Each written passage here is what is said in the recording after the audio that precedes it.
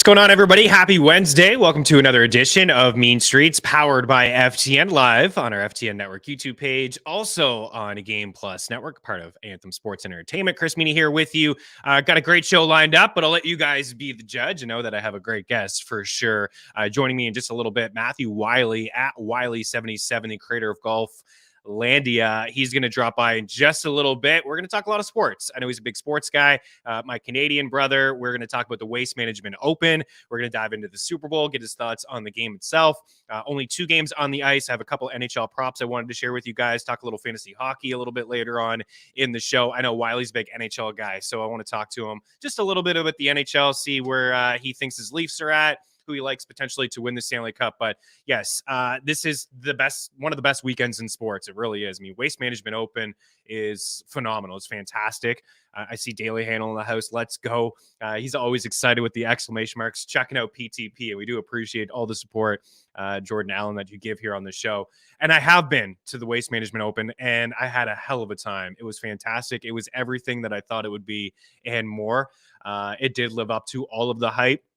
I went a couple years ago, and yeah, I was there, I think, on a Friday. A crew of us, we went for a bachelor party. We were just there for the one day. I spent most of my time on hole 16. I got there early, around 5:30 in the morning. The gates open up. There's a lot of people there. Gates open up at 7, and everybody literally just runs to hole 16. It's about a 10-minute jog or so. You're fine. If you get there and the doors open up, you're fine. I know there's a lot of people that are asking for advice on, how to get there and what to do. I don't think you need to do anything crazy. If you want to get to hole 16 and you want to get there, the first 2 days are obviously, I think, usually a little bit busier than the weekend. Of course, with the Super Bowl on Sunday always taking place, Waste Management Open on the tournament will wrap up on Sunday, and they're both in Arizona this week, of course, with the Super Bowl being in Arizona. You don't need to do anything crazy, but if you do want to get to 16, I would suggest going there early and running with everybody else, and it's a pretty cool experience. We had a camera going. We were watching everybody run around, and it's a nice environment. It's a great place. Also, one thing I guess I do miss, if I could change a little bit, I probably would have left hole 16 a little bit earlier, maybe experienced more of the course itself. I did walk around a little bit, but man, hole 16 was just so good. It was so good. And you hear it on TV and you hear the noise and the atmosphere, but you don't really feel it until you're there. And it does blow your mind. I've been to some other golf events, mostly, in Ontario and Toronto area, Oakville, RBC, Canadian Open, obviously not as intense, but you're sitting there. And I remember being in the stands in hole 16 and just looking around and hearing how noisy it was as somebody tries to drain a 6-foot putt. It really is very Happy Gilmore-esque. And it's a great time. I encourage everybody to go check it out. It's fantastic. It really is a good time. Even good shots, the fans will boo good shots. And we did see Adam Hadwin, Canadian. He had a nice shot. Everybody sang the national anthem, and then he drained like a 60-foot birdie putt. And then the guys were chucking beers on the green, and he was picking them up and chugging them himself. So it was a really good time. Mr. Roper in the house took it on the chin yesterday. Need to get back at it today. It's tough to have the back-to-back good days. That's what we want in the show. Consistency. I think the biggest thing for me giving picks is try not to give too many losers in a row. We want to bounce back. And yesterday it wasn't great. Monday was amazing. I feel like we hit maybe like 10 of 12 picks. And then yesterday, not so much. We did lose a few units in the tracker. We did get a couple things right. Some same game parlay stuff. Bo Horvat scored, but he was stuck on 2 shots.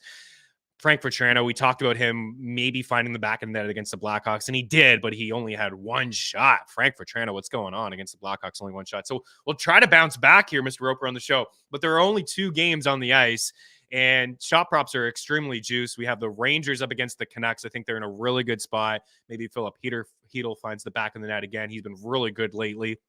But we got some stuff that we can dive into a little bit later on, some Super Bowl stuff as well.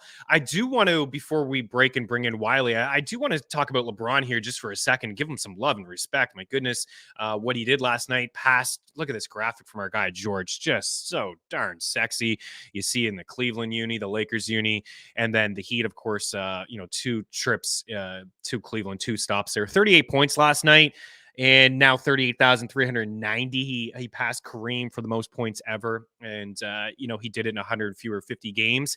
And it's not like he forced it last night. I think that was the biggest thing for me watching him last night, is that LeBron still has the ability to overtake a game when he wants to. 13 for 20 from the floor, 38 points last night. Of course, his Lakers lost to the Thunder. They can't play any defense at all. But LeBron still getting it done at this age, whether you like him or not. I think you have to respect his game, don't you? The effort, the passion, the work ethic that he has, to be averaging 30 points, per game at this point of his career in back-to-back years. And Nick Wright tweeted this, and I want to say that I'm not the biggest Nick Wright fan, but I do respect the work ethic that he has and the analysis and the hard, research that he does when he puts into some of this stuff. So I am kind of stealing this tweet from him. He said other guys that get to 30,000 points, he said, were shells of themselves at the end. As an example, Wilt Chamberlain, 13 points per game when he got to 30K. Dirk, my guy, Nowitzki, 6th most points of all time, 7 points per game. MJ, 20 points per game. That was when he was with the Wizards. Kobe, 18 points per game on 36% shooting. Karl Malone, 13 points per game when he cracked the 35K number. And then Kareem, 10 points per game when he got to 38,000. Again, LeBron, what he is doing and all the playoff basketball that he has played as well, deep runs every single year from LeBron James. And again, still getting it done at an elite level. I'm not going to get into the debates. I think, Michael, I think MJ still. Now, I am old enough to see both and respect both. But I will say, when I was watching MJ, in the early 90s, mid 90s, I was just a young buck. I mean, 10, 11, 12 years old through those mid 90 runs. And, it's hard to appreciate the game of basketball and respect it. Like as a kid, when Space Jam came out, it's like, oh man, MJ and all the championships. And I remember all the wins against Utah. I remember that as a kid. And my uncle was a huge Bulls fan. So I certainly watched a lot of those games with him, but you don't respect it as a kid, the game. But looking back, I mean, MJ, just the perfectness in the finals, that says a lot to me. Like LeBron has been there, and it's one thing to be there, and longevity is certainly, a big part of why he has this record now, but also keeping your body fit. The game is different. Never really taken nights off, like load management stuff. The guy's questionable every night, but never really taken nights off. And I thought LeBron really solidified his legacy when he went back to Cleveland and he won that ship when they were down 3-1. So I'm a LeBron fan. I'm not a hater. I don't understand the hate. I get it on the court, maybe a little bit selfish and whiny, but that's competitive sports. He wants to be the best. He's a little cocky. Athletes are cocky. There's a fine line, cocky, confident. We talked about Burrow. The window's always open as long as Joe Burrow is the quarterback with Cincinnati. He's that cocky, he's confident. You want to have a little bit of that swagger, and LeBron certainly has it. And all the people that were complaining about them stopping the game last night, have you never seen a record get broken before? That's what happens. You have to pay your respects, not just to LeBron, but to Kareem, the family, what he did years ago when Kareem broke the record. That's what they did. And if you don't think that they're going to stop the game when Alex Ovechkin passes Wayne Gretzky for the most goals of all time, you're kidding yourself. They're going to stop the game. They'll do something special. They already did it when he passed Howe. They stopped the game for a little bit. That will happen as well. Gretzky will be in the stands, and I do believe that will be the next milestone, the big record to be broken as well. We'll have some fun maybe later on next week, Quan. I know you had a couple as well. Just like what's the next big record to be broken, starting games by a quarterback or Cal Ripken, some things like that we can get into, have some fun on the show. But I've rambled on too long here off the hop. We got to bring in Matthew Wiley, so we'll break. Hang tight, a couple minutes. We'll get into Waste Management Open, some Super Bowl stuff, and I want to chat a little hockey with Wiley as well. Keep her locked. Let's get to here on Mean Streets on Game Plus Network.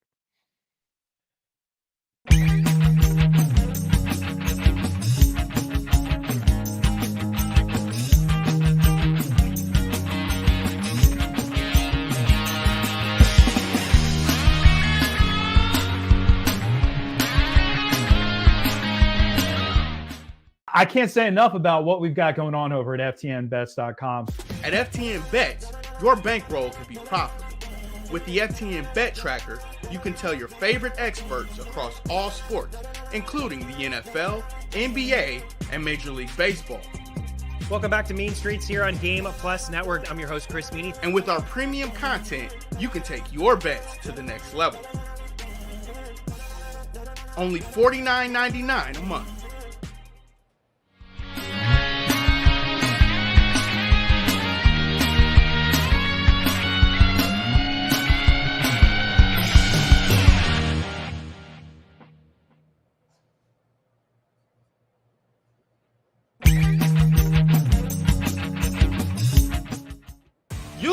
tools the pros use at FTN. Our betting models run over 100,000 simulations of every game, with sides and totals in the NFL, the NBA, and more. Use the home run predictor to see who'll hit a bomb deep. Our NFL player projections will make you a DFS king. And the FTN Prop Shop always finds the best odds for your player props. All tools, projections, and models are powered by FTN data.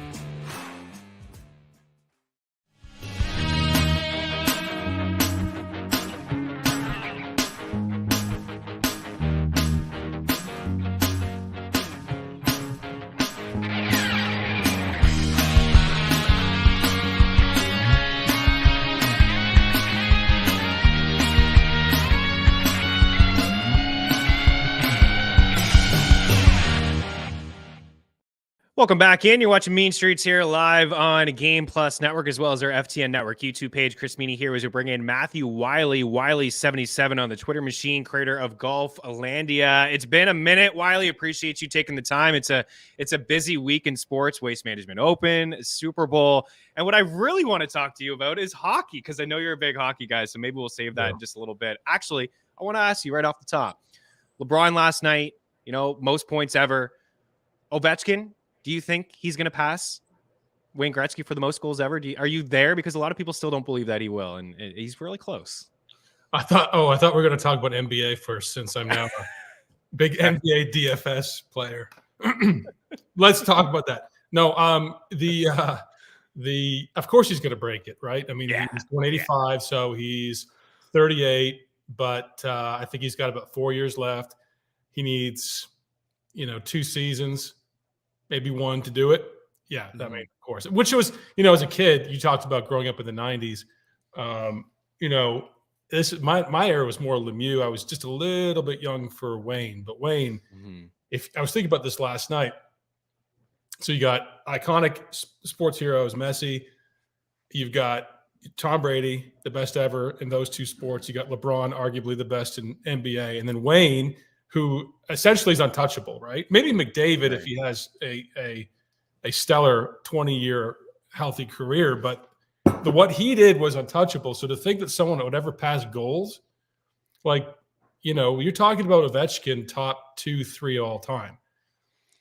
Oh, yeah. And I know we've had some debates on different shows with Eric Young, who's a big hockey guy and a big wrestler, and we talked about like Mount Rushmore and if Ovi would be put on that. And I think, if you're doing goal scores, there's no question he's on it. The game has changed so much, right? To score 800 at this level and this point with the goalies and the gear and the equipment and just how different the game has changed. I mean, I think he's definitely going to go down as the greatest goal scorer of all time. But I'm with you. Gretzky was a little, in the mid 80s, is a little too young for that.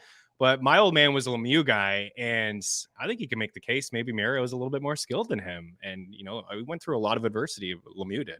I think Lemieux could have passed him if he was healthy. Lemieux was a spectacle. Lemieux to me will always be number 2 all time. I don't think it's going to be touchable. Yeah, I would agree with that. Okay, I got a hockey clip for you a little bit later on that I know that you're going to love, and we'll share that in just a little bit. Which one? So, the Trouba hit? Yeah, can we just do it? Let's just do it. How about this? I didn't even set that up. I just knew you were going there. You knew, yeah, you knew. Quan, roll this for the people. I know everybody's seen it, but my goodness, this is nice to watch. Here it is again. Watch his timing. Bang! Shoulder to shoulder. And Dubé goes after him. He just plays him all the way. I mean, Kadri had his head down. You don't see that anymore, man. You really don't. The way that Kadri hits his head on the ice at the end is a little scary, but man, you know what? I watched that about 100 times to see if he actually bounced his head off the ice. Does he? I don't think he did. I was hoping he didn't, because that's major problems if he did. It is, yeah, absolutely. I mean, the way that helmet pops off, and I mean, you don't want to see any injuries, but you're right. You don't see that anymore. I know a lot of people give Trouba a hard time for some of his hits, and I'm not going to say that he's the cleanest hockey player out there, but man, that was as clean as it can get. That was a nice, clean hit, open center. I want to ask you though, when we don't see a lot of these hits, and when we do, we seem to see a fight after. Does it bother you at all? Like you can't lay a clean hit anymore without somebody jumping you and dropping the gloves? Well, I mean, that's always been the case, right? I mean, you lay out a player in the 90s, someone was going to come in after you, especially if it was a star. You know, I spend most of my nights, if I lay awake, watching old Toney fights and seeing how many he didn't lose, right? And you know, credit to Dubé for getting in there and trying to fight Trouba. But Trouba, he wasn't bad. He was ready. He's ready to smash. I mean, he's a true, you know, all-around American captain in 2023 that you don't see very often. And even Kadri, who can be kind of a prick. You know, I don't think he's beloved by a lot of players. I remember a clip with Sidney Crosby when he was with the Leafs, at least Kadri, saying, you know, they hate that scumbag. But Kadri gave him credit. He's like, yeah, clean hit. Kudos to him. Is what it is. Took it like a man. Yeah, he really did. He took it like a man, and yeah, credit to Dubé. He dropped the gloves right away, but you're not wrong. Trouba was ready to go with him, and it could have been a lot worse for Dylan Dubé, I would say. Yes. All right, dude. Let's talk some Waste Management Open. Away this weekend in Arizona. We have a top of the board. We always show this, and I know we kind of always reference, like, you know, betting the top of the board is not ideal, but it is a loaded field here, and there are some really good golfers with some good odds. But up at the top, we do have John Rahm at plus 750, Rory at 850. We got Xander at 12-1, Scotty at 12-1, Morikawa at 16-1, Tony Finau at 18, Cantlay at 18, G at 22. What do you make of this list? What do you? I love the picture that George used as well, and I you know, just the hole-in-one from, what was it, a couple of years ago, with just the atmosphere. I was pretty impressed, Wiley, how quickly they cleaned up all the beer after that hole-in-one. What, the Sam Ryder one? That was last year. Was it last year? Yeah, just phenomenal. Yeah, the top of the board to me, I mean, this field is stacked. This is like major level. But I did, you know, I said on Twitter, this is the fifth major. They talk about the players being the fifth major. This is the people's major. And I think these players are great for showing up for this one. I did a podcast last night. So I've got this rare streak going where I've actually picked two players in a row that have won on single boards. I mean, just like, and it's complete luck box stuff, right? I don't, you know, don't put any merit in it whatsoever, but we're going for 3 this week. And none of those, I can't say who it is because I need to have people listen to a podcast. That's fair. But however, I will say it's none of those players at the top of the board. My second, but the guy I not punted out, but I said I would love to put him first, but I'll put him a very close 1A, was Rickie Fowler. He is screaming to me this week. He won here before. He's playing a ton better. His swing is vastly different and improved. You want people, especially in this closing stretch, that have guts and are fan favorites and play to the crowd. I mean, there's another guy I put ahead of him, which I picked as the winner, but Rickie is the man. So that's where I'm going. What do you make of some of the changes from Rickie? Is a guy that is gone through some rough patches, but as you mentioned, this place he's had some success here. Yeah, you know, Rickie we used to talk about him being one of the best putters on earth, right? And he kind of lost that for a little bit. And so a lot of these golfers work from the greens backwards. And if they don't have the confidence on the greens, then the rest of their game collapses. But, you know, he's always been and the stat people on golf will attack me for this because it'll be somewhat inaccurate. But to me, historically, he's been a pretty accurate driver of the ball. And then obviously a great scrambler, great around the green, and we know a phenomenal putter. And this course really, with all the native area and stuff going around off the fairway, you've got, of course, the stretch on the back 9, 16, 17, 18. There's a lot of trouble you can get into here. So that's why Finau doesn't historically do great. He's not really, a terribly accurate driver of the ball. But Rickie, I can see it. Yeah, I was there in 2019 when he won. I wasn't there on Sunday. I was there on the Friday, and he drained a birdie putt on 16, and the crowd absolutely went just nuts. And he ate it up, right? It did seem like a really good environment for him. What are some of the statistics you're looking at when you're putting together some DFS lineups? Like, you know what? I've got accuracy and things. I've got to stay true to my narrative, is that I have for years, I started out doing golf with not a lot of statistics and just going on how someone's performing week to week and just what you know about them and feel. And then I got really heavy into statistics and absolutely got destroyed. So now it's just, I look at nothing. I mean, I'm just looking Recent at form. I mean, not even recent form. I mean, it's just basically, do you see a few moments from the previous week that makes you think this guy has it tuned up? Homa, I think, with Torrey Pines, why I liked him was pre-round, he talked about how early on the biggest advice that he learned from his coaches was that it is, do you want to go 4 under with 4 birdies or 4 under with 7 birdies? Which one is easier to do? There's the ghost. And he's said 4 birdies, obviously. So he knows how to play it really safe and not attack pins all the time and just get the scores when you can. They'll come to you. And I thought for Torrey Pines, which is an extraordinarily difficult course, he probably sets up well because he's one of the better iron players in the world.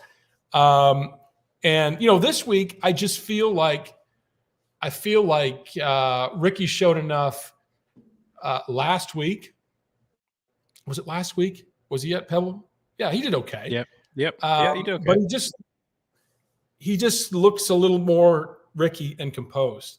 And, arguably that's Rickie being him is one of the most highest eyeball attention-seeking players on tour in terms of fans want it ever. Yeah. Forever, he's iconic. Yeah. Right?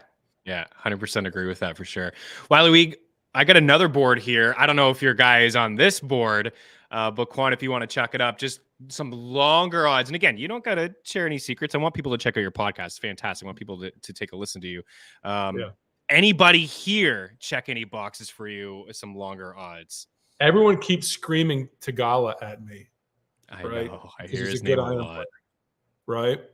I have in my notes, which I just keep these deep course notes from tournament to tournament. I have specifically in my notes, you'll want to play Hovland, but don't. And so something told me years ago not to do it. I think largely, and that's why I'm not a huge backer of Cam Young this week. I just think that with the firmness of the greens and Tesori in 2019, Webb Simpson's caddy called him the fastest he knows of on tour. That's a quote from him. That you're going to need to have some around the green sort of hands prowess. I mean, if you look at Ollie's putt, remember that on 17, back left pin position, 2018, or I think it was, where he putted in the water. So yeah, I think you're going to, I mean, look at just 17 in general,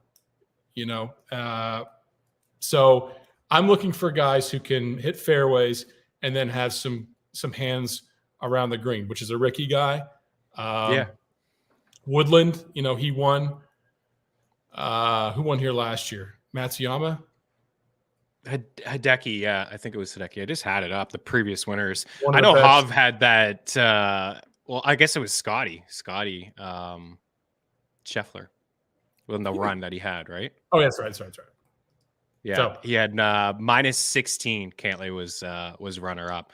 Woodlands won. Hideki had back-to-back 2016, 2017. Kept us on there a couple times. But Hideki, I do remember Hovland, like, he choked, right? He had the collapse. You referenced 17. Yeah, he was on his way. It looked like he was on his way. It was a complete meltdown for sure. I remember when Brendan Grace did the same thing. Yeah, same thing. Where can people check out your pod? Well, follow me on Twitter at Wiley77 if you want to follow it, but it's Golflandia. Sometimes it's Sportlandia because, now as I said, I'm getting into the NBA streets, which is punishment. It's like if you like eating bags of glass, go into NBA DFS. Dude, I don't know how people do it, man. I can't keep up. I can't keep up with the injuries and the rotations of certain guys, and then there's all these random blowouts that happen in the NBA. When you get into that scenario and there's blowouts, then those rotations just get crazy. So good on you. Well, it's similar to, and I'm learning this as we go here, trial and error. There's a lot of great NBA DFS players. I'm learning not to chase the high-priced must have max ceiling game players in the 11K. It's much like the NHL, right? Which is kind of my deficiency sometimes. I go ultra cheap defense, find some scrappy, third line, and then slam Draisaitl and McDavid every time. So you got to be a little more balanced with your price. Sorry, Golflandia's podcast, by the way. Sorry. Check it out. It's good stuff. I'm the same way, actually. I try to slam the punt defenseman. If I can get somebody on a second power play or somebody that's going to block some shots, I like to do it that way. Dude, if you don't mind, take a quick break, 2 minutes. I want to get your thoughts on the Super Bowl, of course, as well. Just get your thoughts on who you think is going to win. And we'll talk about maybe your Maple Leafs as well on the way out. So keep her locked. A little bit more to get to here with Wiley on Mean Streets. Back in a couple.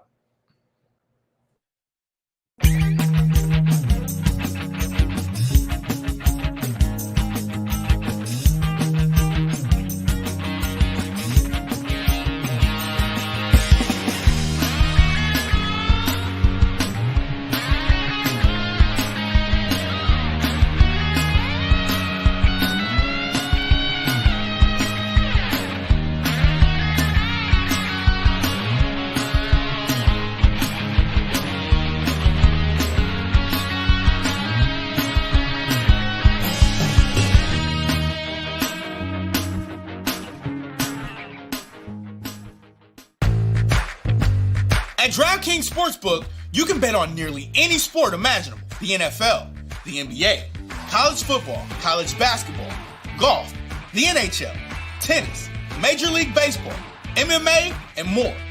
Download the DK Sportsbook app on iOS and Android operating systems, as well as on your desktops or in mobile browsers. Get the best bonuses using promo code FTN. Remember, the only way to gamble responsibly is to win.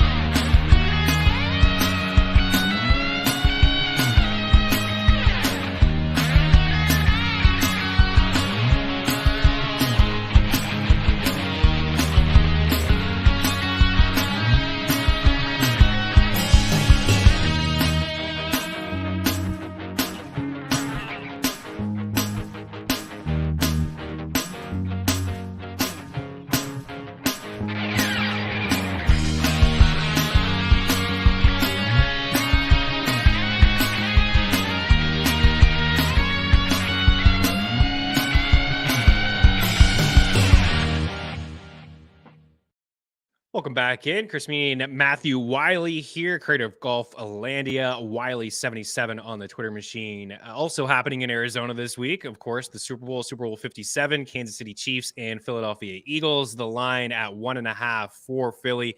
The total's kind of creeping up just a little bit. Wiley, 50.5. Use our prop shop parlay calculator, get the best possible odds. See some 51s out there. The third ever matchup between the number one offense against the number one pass defense.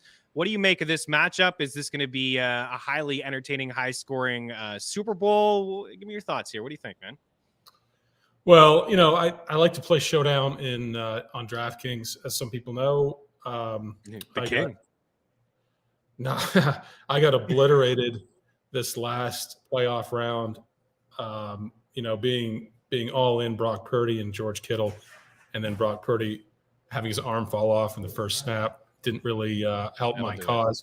I want to believe, my narrative going in was Philly is not as good as that they are believed to be. Mm-hmm. I'm not sure I can stick with that narrative, but I'm going to. I think I hate Kansas City, mind you, only because they took out my Bengals. But I probably see. I think it's going to be a high-scoring game. Yeah, and I think that looking at some of the projections in terms of a fantasy perspective, I think there's some clear deals on the board for some players. And I don't know if you want me to talk about that, but there's one really standing out to me right now. It's Kadarius Toney, right? Toney was my guy in the game against the Bengals, and he went out the first play. So I was completely wiped as soon as that started. But I think Toney's a great play, sub 20% projected if you're playing Showdown. Well, I guess this is classic full slate. But, I think he's a guy that's Mahomes seems to go more to. And he seems like an all-around good value at that price, 4.4, I think. Yeah, and it feels like not a ton of touches, but those touches have been like really they've resulted in explosive plays or touchdowns, and they seem to get him involved in the red zone, like a couple end arounds. I've seen some rushes from him this year as well. Yeah, there's a lot that he can do. And if you're gonna with the Eagles, they can dial up some pressure, getting the ball in Toney's hands pretty quickly. MVS is going to see Darius Slay. Do you have the board, Quan, with the quarterbacks that the Eagles have faced this year? I mean, Wiley's not wrong. The best one was Dak, right? That was my theory. Was the best one they played was Dak Prescott. Yeah, and they lost to Taylor Heineke at home. They lost to Heineke at home. They played a lot of backup quarterbacks this season. They haven't. There it is, right there. Like, look at this. Look at this list. Last week was Hurts great last week? I mean, no, he wasn't, and he didn't need to be, but he certainly wasn't. Like, he missed a couple throws. I know he missed AJ on a deep ball. He wasn't extremely accurate. In fact, we haven't really seen Hurts great since week 15 against Chicago when he suffered that injury. He didn't play week 16, didn't play 17, didn't throw the ball week 18, didn't have to throw the ball against the Giants in the divisional round, and didn't have to throw the ball last week either.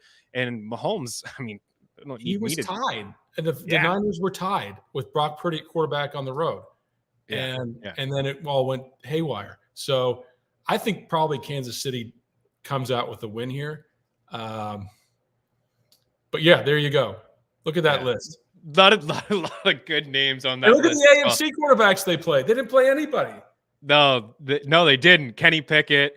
They played Trevor Lawrence, Kenny Pickett. Yeah, Trevor Lawrence earlier in the year when it was sloppy and rainy. You're right. And Kenny Pickett, Matt Ryan. They almost lost that game, by the way, too. That one was in Indy.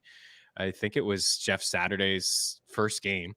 Or no, actually, I don't believe it was. I think his first game was against the Raiders. They won. But anyways, it was Matt Ryan, nonetheless.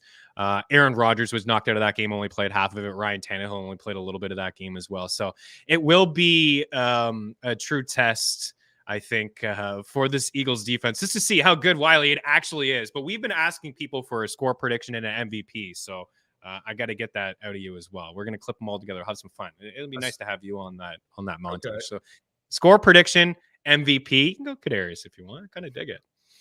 I don't think you could say Kadarius, Toney, but that's kind of a sleepy. I would if you I don't know what his odds are on long shots, but I would put some on him. I think Kansas City is going to win in the 28-24 range. 28-24. Mahomes is your MVP? Probably. Yeah. Sneaky with Toney. Yeah. But I think they're pretty inspired. Thank you, Cincinnati Mayor, to get this done this year. What a gutless. I was gonna bring it up with you when you said you were a Bengals guy, but I understand your anger. Like, how do you even do that? Why even say that? Like, you have no relevance in this game at all, except to say, go Bengals, good luck in Kansas City, and that's it. But you insert yourself with this absolutely donkey move of creating this whatever it was. Yeah. And it gave the entire Chiefs roster fodder to come out and smash. And your only job is to bring in value to the Cincinnati area. You're useless otherwise. And the New Heights podcast was pretty jokes when they were bringing that up. Jason was actually giving Travis a hard time, but he's like, listen, I don't even know what mayors do, but I know it shouldn't be that. It shouldn't be that. You don't get yourself involved. And something we talked about on this show. It wasn't even funny. That's the part. I wasn't. I know. And one of the viewers said something to me like, oh, the players don't hear that. They don't get motivated for that stuff. It's an AFC championship game. They're already motivated. And I say that's wrong because immediately after the game, you saw Travis Kelce mention it. He went over to Mahomes and mentioned this isn't Burrowhead and things like that. So, I mean, your Chiefs are going to be there nonstop. It's going to be a battle between Burrow and Mahomes for years, right? It's going to be that whole 15 years from now, people are talking LeBron and MJ now. They're going to be talking Burrow and Mahomes between those two studs. by the way, 150-1, maybe worth a sprinkle for Kadarius That's Toney. juicy, right? That's crazy. Get 2 touchdowns, man. You never know, right? Somebody's gonna have to step up other than Travis Kelce, I think, to win this game. We'll get you out of here on this. The Leafs. It's nuts, man. It's February 8th, and we've known for a month, and we know the first round matchup. Just the way that the silly playoff scenarios are, it's gonna be the Lightning and the Leafs yet again. I mean, I truly believe that it's gonna be on. What do you think the Leafs? Do you think they do anything at the deadline? I know they were rumored for Bo Horvat. They're rumored for O'Reilly. What do you think they need? What do you think they do? I've heard the big rumors, and I just saw one on Twitter pop up, so I don't know if something's happened, is Chychrun. Which I don't know if I love that. Timo Meier, which I would love. That would be and great. then Dylan Larkin, which they probably need the most. And Dylan Larkin at the All-Star game said, my shining moment at the All-Star game was getting to play with Mitch Marner. And I thought, that's kind of a curious thing to say, right? Big time. He only has a $3 million salary base, I think. So I think the money would work. And with Matthews being out 3 weeks, they need someone with some grit. And they need someone with some energy to really sort of, because they'll get dominated physically again. Guys in Canada and Ontario go to Tampa Bay like Steve Stamkos. We always thought they'd come home to Toronto and play. He's like, I'll never come back there. I mean, it's an absolute bubble. The media is insufferable, the Toronto media at least. They run players out of town all the time. And it's absolute wall-to-wall, 24/7 life. And these players can't breathe. And it puts a lot of pressure on the goalies especially. They've never found one since like an Ed Belfour who can really thrive under the pressure and perform in the playoffs. And that's it. I mean, you have to have a goalie that can just be like, fuck it. I can handle it. Because it's been so long since we've had a playoff win and forever since a Stanley Cup. So we're going to play Tampa Bay in the first round and we're going to lose 4-3. Man, I just feel for the Leafs fans. It's just, that's it. It's in the head. It's in your head that just seen so many losses. I saw a graphic the other day. It said the playoff wins since the lockout. Leafs 0, Kraken 0. Everybody else has 1. I would love been in the league for 2 years. Trouba type guy. Maybe Chychrun can fill that role a little bit, but just goes around and bodies people and create. I hate Marchand, but he creates a different energy. So does Pasternak. Absolutely. That's why Boston's culture is good. Chara used to do it. Leafs haven't had that guy since like a Wendell Clark or Gilmore or even a Domi. Right. I think Wayne Simmons tries to fill the role. He does well, but he's not a skilled enough player to play shift to shift. They need a bruiser. He doesn't have the foot speed. And I agree. And that's one thing I noticed when the Habs played the Leafs is that the Leafs had way more talent than Montreal. They dominated most of those games. The difference was goaltending, but also I felt like the Leafs got pushed around a little bit. Yes. Like Weber and Sherratt, they just bullied Matthews and Marner. They bullied them, literally. Look at when the Flyers, was it Konecny or Caddy's last name? Yeah. When he went after Austin Matthews. And essentially no one did anything. Can you imagine someone cross-checking like your star player? What would happen in 2000? Yeah. What would Ty Domi do to you? Yeah, he'd destroy you. You would never cross-check Matthews again. You wouldn't think of doing it, especially a guy that size. No. And those guys, I don't anticipate. They're just a different generation. They don't have that same sort of anger that we grew up with. Yeah, but they need someone with grit. Yeah. Well, we talked about it off the top with you, right? With Jacob Trouba, right? You lay that hit out, and who would step up for Matthews if Matthews got crushed like that? I don't know. I like what Bunting brings. He's like a little miniature Zach Hyman, and Hyman's having such a terrific season with the Oilers. But I agree with you. They need somebody inside that top 6 that can go in there and throw the body around, willing to drop the gloves, and also a defenseman. I don't think Chychrun's that guy. I think he brings a lot of offensive. He would bring a lot of offensive firepower to the Leafs. He'd probably quarterback that number 1 power play, but they need somebody physical who can get in there and get Kucherov off his game, make Braden Point feel a hit in the corner and things like that. But man, I could talk hockey with you all day, dude. Yeah, but I mean, like for example, like I'll give you one more example. Like I was watching Ty Domi highlights from Winnipeg, and he would scream from the bench, "If you touch Phil Housley, I'm going to kill you." That's the kind of guy. Like I don't. Tom Wilson has some dirty hits. But Sure. no one's messing with Tom Wilson. And he's a top nobody. 6 forward. Right. Yeah, and the same thing with Ovechkin. Ovechkin can hold his own. Yeah. But Tom Wilson will be after you the minute that you take a cheap shot. You never see those cross checks to the ribs on other superstar players. You don't. Jamie Benn did it too, right? A couple weeks ago. Or it was like a couple months ago to Matthews. You give him like 2 cross checks in the back of the underneath. Man, it kills. I play beer league hockey, and I get those cross checks. Yeah. And there's just like little tiny cross checks. These are vicious NHL cross checks to the ribs, and nobody's stepping up. Ben's a perfect example. Tough as hell, right? Yeah. Like, yeah. I wouldn't want to mess with Ovechkin on my best day ever. No. Yeah. Yeah. No, not at all. Appreciate you, dude. Wiley 77, creator of Golflandia. Check out the podcast. Get his number one guy. I'm gonna listen after and see who your see who your number one guy is. I'm excited. Good luck with all your plays. Good luck with all your picks. Enjoy the football. Enjoy the golf. And good luck to your Leafs, man. See if they can make a run. Appreciate you, dude. We'll say goodbye to Wiley right now. Give him a follow. Wiley77. More football, more hockey talk here to round out Mean Streets. We'll be back in a couple. Cheers. See ya.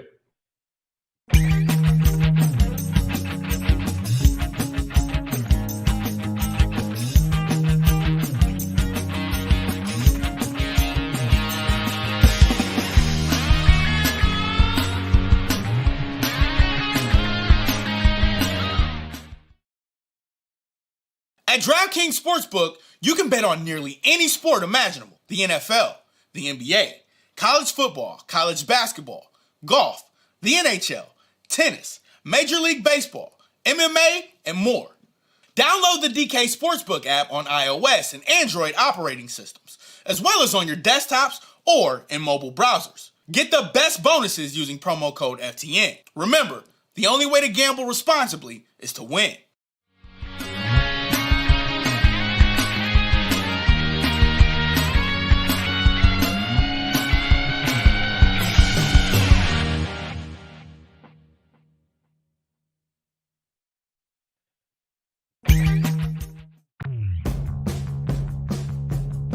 PrizePicks is a creative new way to parlay picks based on expected fantasy point production and single stat projections. You pick 2 to 5 players and predict if they'll go over or under their projected fantasy point total or their single stat total. When parlaying the players, the larger your parlay, the better the payout. A 2-pick entry pays 3x. A 3-pick entry pays 5x. A 4-pick entry pays 10x. As a bonus offer, there's a flex play option. This provides an added level of security on your entry where you can decrease your multiplier received if you miss one of your entries but hit on all the others. At FTN, we have PrizePicks coverage for every sport in both article and standalone pick format on our PrizePicks pick tracker. Use promo code FTN for a 100% deposit match on your first deposit of up to $100. Welcome back in. We went a little long there, but Wiley's fantastic. Had to chop it up with him. Just some comments here. Daily Handle is in a total agreement, I think, with Wiley. He says Leafs are losing first round at Tampa. Lock Tampa in 7. Bet it. It's crazy. The Leaf fans have seen so much that they're defeated. They can't. There's no reason to feel like they're going to win, but at some point you got to win, don't you? I mean, they're so skilled. They're so talented. I think it does come down to goaltending. Matt Murray's got a couple cups, but he can't stay healthy. Is Samsonov good enough? He's had a good regular season run, but in the playoffs, how can you give the benefit of the doubt to either one of those goalies over Andrei Vasilevsky? So it's tough, but I really do feel like you're going to see Kyle Dubas be extremely aggressive. I know he has been before. Flipping a first round pick for Nick Foligno, that's not what I'm talking about. Like, that's silliness, but super aggressive to maybe get a guy like a Dylan Larkin, which I don't think is going to be available. I mean, I don't see why wants to lock him up. He's going to be stubborn. I don't think he's going to flip him. He's going to do what he can, I think, to keep the captain in town. But man, that would be a good get. Ryan O'Reilly would be a good get. Some playoff experience. He doesn't bring that toughness, but he brings the leadership. He's won a cup. He's been through a lot of moments. He's a great face-off guy.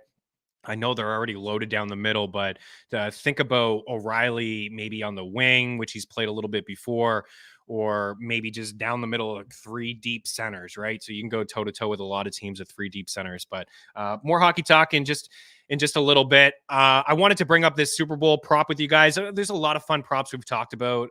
This one here is over at DraftKings, and it's player versus player. And I wanted to also show or share a little bit of the projections. But Quan, if you have this one, it's like Kelce versus Dallas Goedert. It's like Devontae Smith versus, I think, Juju Smith-Schuster. And then we have MVS versus AJ Brown. There's also a rushing Miles Sanders versus Isaiah Pacheco as well. Thank you. So this is from DraftKings. So first is passing yards. Now it's 115, whatever side you go, minus 115 Mahomes or minus 115 for Jalen Hurts. So if you decided to go with Mahomes in this particular passing prop, he would have to have 55 more passing yards than Jalen Hurts. And I do believe that he will.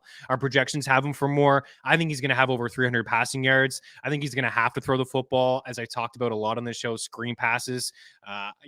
I've really already hammered home like Pacheco and McKinnon as guys that I really like in these games. Is you look at Kansas City, 5.5 yards per screen pass, a completed pass. It was number 1 in the NFL, or that was number 5, in the NFL, and the Eagles 24th in terms of DVOA defense against pass catching running back. So I think we'll see a couple checkdowns, a couple screen passes. Andy Reid does a great job. Mahomes does a great job. They just always nail that. Kelce gets in there and, he's blocking, and all of a sudden he, releases the line of scrimmage and he is open for a little bit of a screen. They get him involved as well.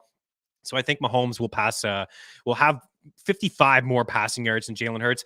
I actually lean with Dallas Goedert on the other side. Take the plus 38.5 at minus 115 for Goedert to keep it tight. Goedert's been involved. He's had a great season.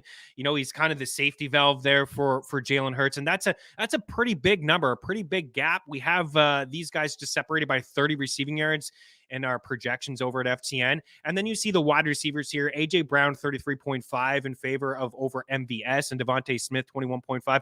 I don't really feel like there's an edge with Devontae over Juju. And I don't feel like there's a significant edge with Miles Sanders, 15.5 over Pacheco. I'd actually maybe lean with Isaiah there because I think we'll see Boston Scott and Jalen Hurts run around, and also Kenneth Gainwell, which we gave on this show, at 18.5 rushing yards. I like the receiving one here for AJ Brown over 33.5. Quan, do you mind sharing the wide receiver cornerback matchup tools that we have, just to give a little bit of a sneak peek of which wide receivers are going to be covered by who? And as you see on the board, MVS is in a tough spot. MVS is going to see Darius Slay. You see the matchup rating, 100% for AJ Brown. There's some rookie corners here. I mean, Jalen Watson is a rookie corner. He's going to have his hands full with AJ Brown. McDuffie's had a really nice season, slot corner for the Chiefs. He's also a rookie here, but really good spots for AJ and Devontae. It's a young corner group.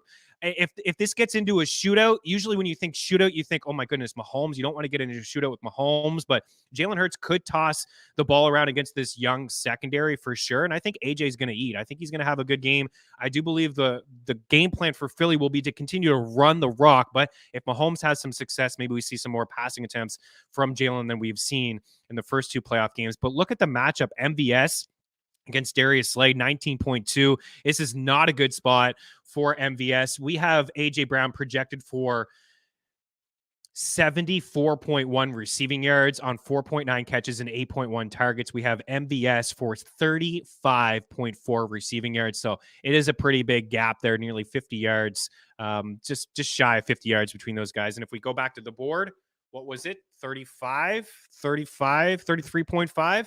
That's one that I like. And then I have a lean to Mahomes over, and then Dallas Goedert covering there as well. We're going to take a quick break, and we do have an NHL prop for Mr. Roper. We're looking to bounce back here on Mean Street, so we'll be back in just a couple minutes. Hang tight.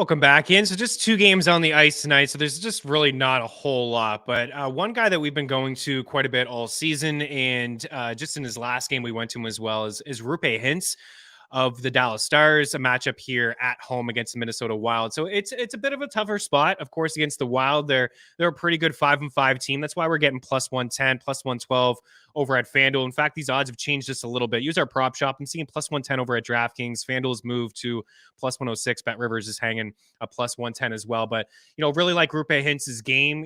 This is a really good hockey player. And, I like the fact that since he's been back in the lineup, his first game back in the lineup, he didn't play on that top line, but he only played 14 minutes in his first game, then 17 minutes against the Hurricanes. And then against the Devils the other night, he went back on the top line with Pavelski and with Jason Robertson, and he had 6 shots. And then his last game against the Ducks, he had 3 shots. So he's got goals in back-to-back games. He's got 9 shots over that span. And also he's been a little bit better on home ice than on the road. In fact, the entire line for Dallas, Hintz and Robertson, since the start of last season have been significantly better on home ice. 22 games at home this year for Roope Hintz. He's got 15 goals, 27 points. On the road, same amount of games, 22 games. He's only got 6 goals and 20 points. So I like him tonight to find the back of the net. And I also like his shot prop at over 2.5. Another shot prop that I like in the other game is between the Canucks and the Rangers. Man, Vancouver is just a bloody mess. The Canucks are atrocious. I mean, they just traded their captain away. Defensively, they just can't bring it. They're not good. It doesn't matter who's in net for the Canucks. I assume they'll go to Spencer Martin.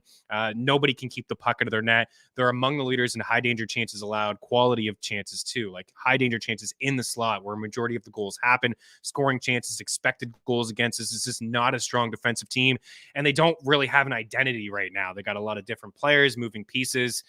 Rick Tocchet just new, he's coached before, but he's only coached for a minute with the Canucks. He's got his hands full. But I like Elias Pettersson.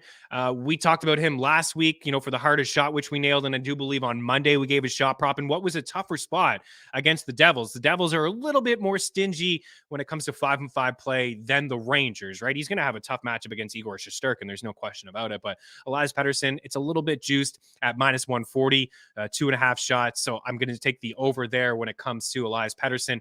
And maybe you can just parlay those 2 guys. Like those are the 2 that I like. The other one, if there's a third, would be Jason Robertson.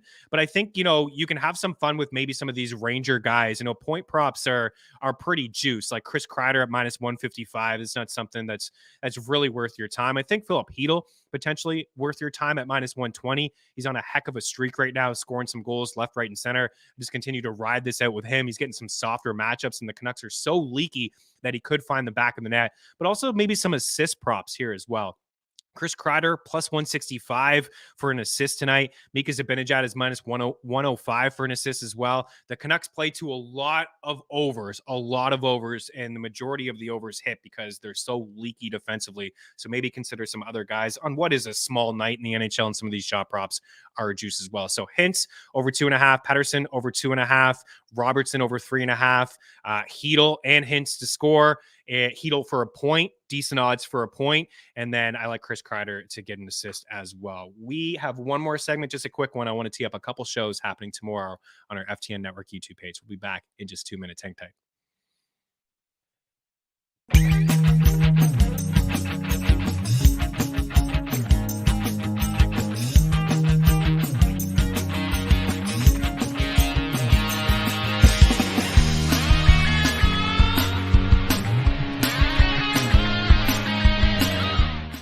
I can't say enough about what we've got going on over at FTNBets.com.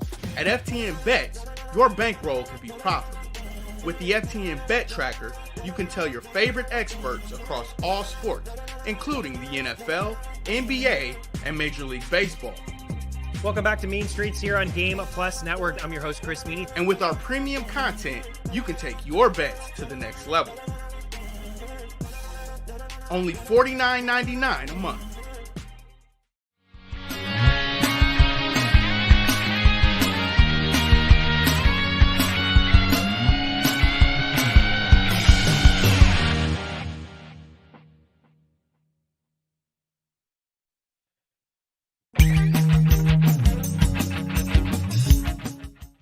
Use the tools the pros use at FTN.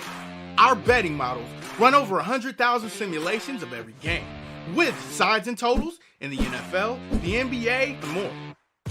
Use the home run predictor to see who'll hit a bomb deep. Our NFL player projections will make you a DFS king. And the FTN Prop Shop always finds the best odds for your player props.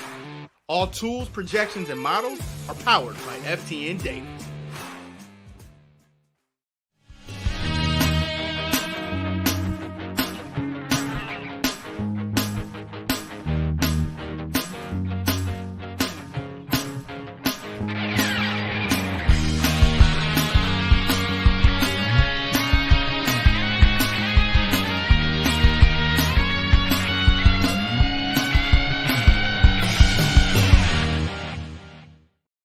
Welcome back in. Spencer Mart is getting the start. Spencer Martin, an 875 save percentage, a 3.94 goals against average, 8 straight games. He's allowed 3+ goals, 5+ goals in 4 of those games, and just allowed 6 in his last game. In fact, 22 of his 27 appearances of the season, 3+ goals, and at least 3 goals in 15 of his last 16. And again, guys, a lot of those games have been 4+ goals, but 3. He's just, and it's not all on him. Again, it is the Canucks. Tomorrow, NBA trade deadline show is happening at roughly 2 Eastern. The guys are going to be with you up until trade deadline and then afterwards, because trades will filter through. And then the big game show, Super Bowl 57, myself, Jeff Ratcliffe, Benny Ricciardi, Taylor Mathis. We're going to have Mike Randall there as well. And as you see, 7 p.m. Eastern, we're going to have some props, picks, some fun stuff. We'll be with you through about an hour or so, given our favorite plays. We'd love for you guys to hang out as well. So make sure you're subscribed to our FTN Network YouTube page. Good luck on the ice. Good luck with all your golf picks. I like Hideki, 2-time winner, and he was a runner-up not too long ago as well. I think Hideki wins the Waste Management Open. We will talk to you guys tomorrow. Cheers.